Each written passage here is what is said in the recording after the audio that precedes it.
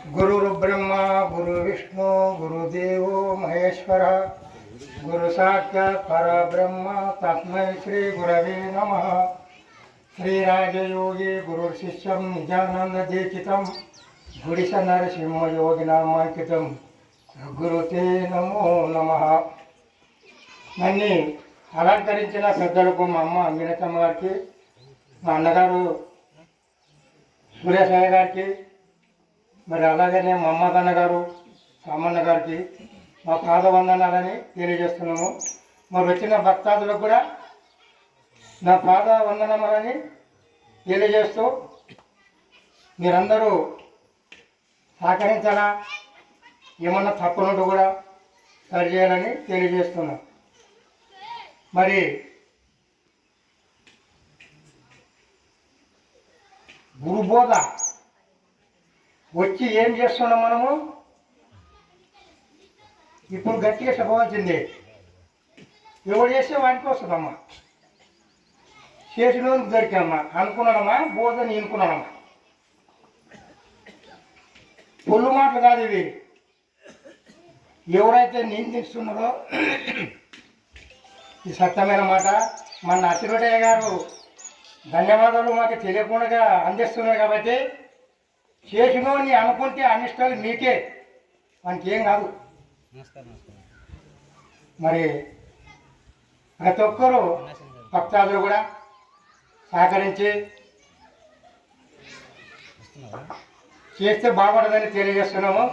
మరి ఇట్లనే గొర్రెలు పోయి ఏ గొర్రెలు ఉంటాయి ఒకదాన్ని తెచ్చుకుంటారు, 3 నెలలకు అలవాటు చేసుకుంటారమ్మా. సత్యమా? ఆ గొర్రెలు పోతే దాని వెంబడి గొర్రెలు పోతుందా మీ వెంబడి వస్తుందా? మరి గురు బిడ్డలు ఎంతమంది ఉన్నారు గురు దగ్గర?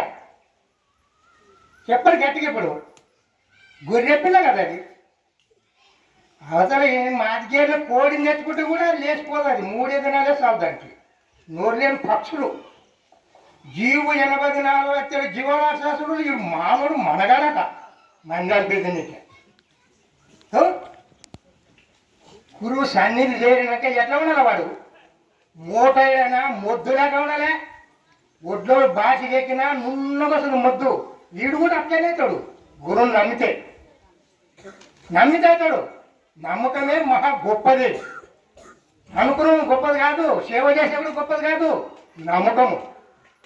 అతను కసువుడుస్తాడు బాగెత్తాడు కాదు, కసువుడితో నాకు సంబంధం లేదు. నాలోని ఉన్న నమ్మకమే నా గురువు.